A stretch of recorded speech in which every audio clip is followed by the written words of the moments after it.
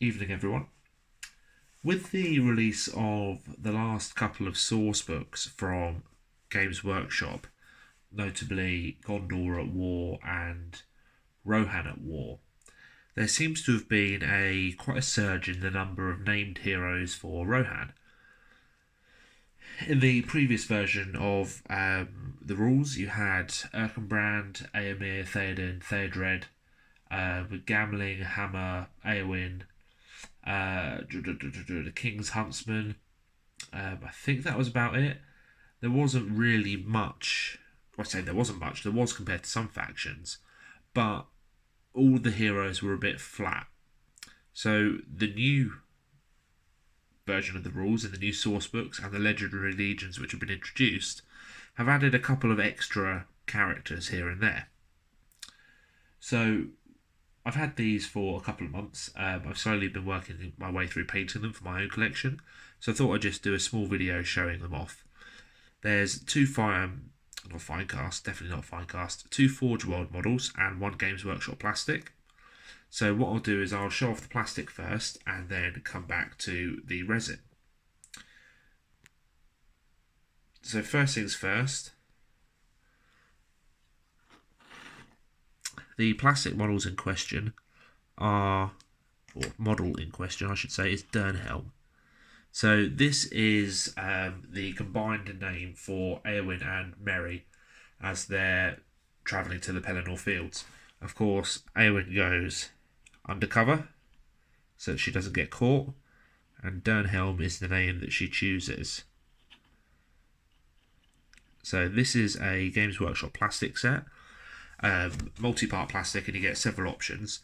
I can't remember exactly for the mounted version, but you definitely get the option of a sword or a spear.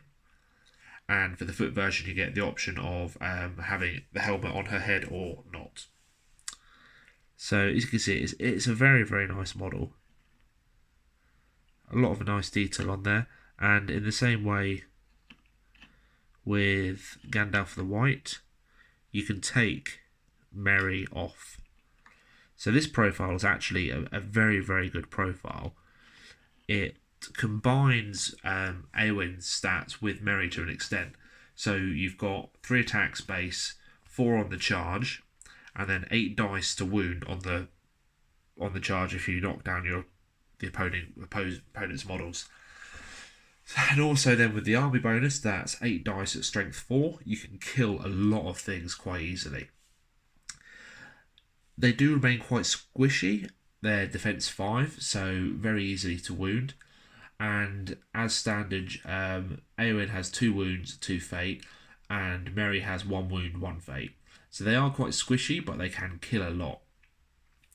There's Heroic Resolve, which is very anti-caster for your opponents.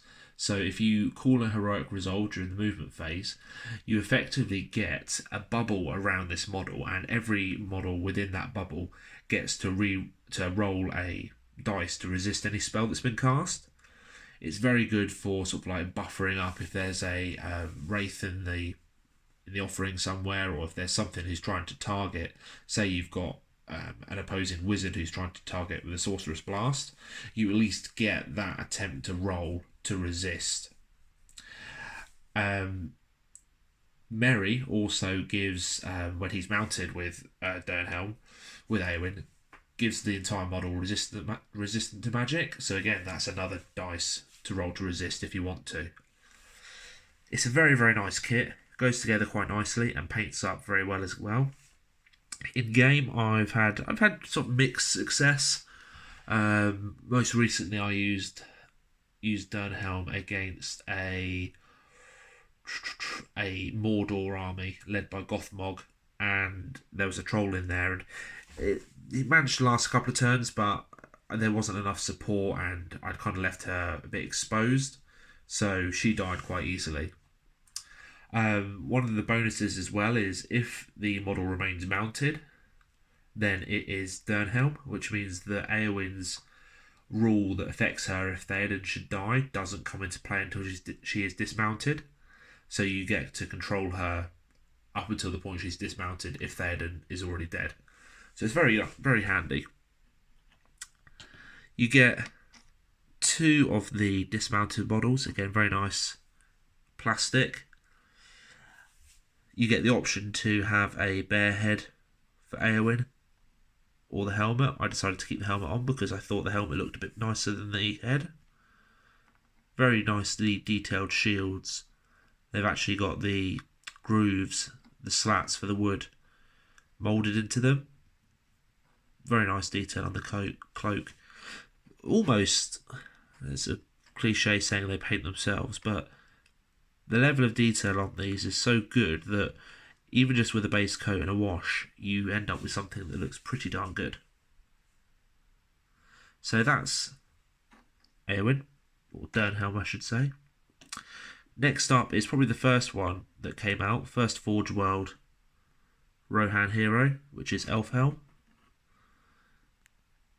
Now, I can't exactly remember Elfhelm's stats, but I think he's 3 might, 1 will, 1 fate, 2 wounds, defense 6, I want to say, 2 attacks.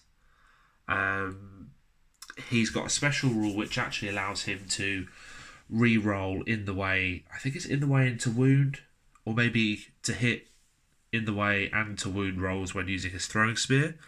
He can also move full and doesn't take any penalty for moving when he does throw his spear. He's one of the very few Rohan heroes to actually have heroic accuracy as well. So he sits in there quite nicely, and he can have a heroic accuracy. He's got 3 points of might to call it, and he kind of sit at the back, leading a group of riders and just sort of pick off enemy heroes where he can. He's very good. Good fun for killing troops as well, with 2 attacks going up to 3 on the charge. Again, I think I want to say defense 6 makes him a little bit more squishy than some, but overall very nice.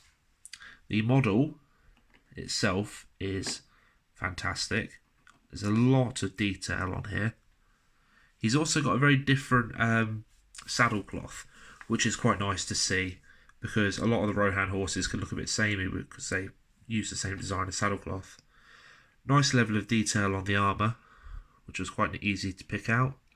And then a very, very nice shield design, which I must admit, the Elfhelm shield, I suppose it is quite thick, but you'll see what I mean when we come to Derowine in a minute, that it's not that thick. Well, I suppose if you compare it to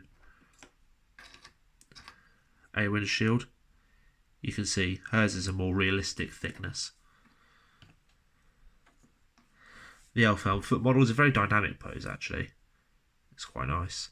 I have seen someone convert the mounted Elfhelm into a Éomer, which is a kind of iconic scene where he charges down one of the mummoks and throws a spear into the driver, and takes down the whole beast. It kind of does really lend itself to that. But here's a very nice model. Really enjoyed painting that one. This one is Derowine. Now, I actually have 2 of these, because the very first one I had, the sword had broken off. And it's, I suppose, a complaint around Forge World, which is not common, in that the swords for Forge World, even if you look at Elfhelm, the swords are very thin. Compare it to Eowyn, it's a very strong piece of modelling. That's not going to snap off easily, whereas these ones do. One came off in the packaging and then Forge World sent me another. It was easily fixed. I managed to just replace the sword with something else, but it's not what you really want to be doing when you're spending £20, £25 on a model. Another slight complaint is the thickness of the shield. I mean, look at that. Even compared to Elfhelm, that's a thick shield. He's basically fighting with a drain cover. But that said, fantastic level of detail. Really nice cloak on both the foot and mounted versions. Very nice detail on the hair, which was very easy to pick out. An amazing face. Really a joy to paint. And for one of the very first times from the Forge World, we've actually got this long scale armour, which is, it's very easy to paint when you've got that sort of level of depth in the casting. So it was just a case of putting down the base colour, putting on a wash of Nuln Oil, and then dry brushing over it very slightly. Really nice. Lovely to use. He's a bit better than some of the other Rohan heroes in that he is 3 might, 1 will, 1 fate. He's 2 wounds, he's fight 5, he's defense 7, so he is not squishy. I believe he's strength 4, which means strength 5 on the charge, but he might be strength 3. I'd be very surprised actually, I can't remember to be honest. But he's got a very handy rule where if he is within 12 inches of Theoden, and Theoden is in a combat, Derowine can call a heroic combat for free. If he then is successful in that heroic combat and kills everything, he can then move over to join Theoden. Or if he can't join Theoden, he must move as close as possible. I've only used him once, and the rule was kind of nullified by the fact that Gothmog was in the opposing force. So every time I used Derowine's rule, it meant that Gothmog would have been able to call a heroic combat as well. So it kind of nullified what I wanted to do. I had to be a bit more careful about when I was using it and wasn't. But if you can actually line it up so that Derowine's getting into combat and Theoden's nearby, you can kind of like work your way along a battle line, just taking out 2 or 3 troops per turn. And again, he's very good. He adds more versatility to a Rohan force, and I think him in combination with Theoden and perhaps Gamling could almost be unstoppable. But I'll finish up there. I've got more stuff to paint and more videos to make soon. So if anyone's got any comments, please chuck them in the comments. Like the video. Subscribe to the channel if you fancy watching more of this sort of stuff. But thanks for watching, and I'll speak to you all soon.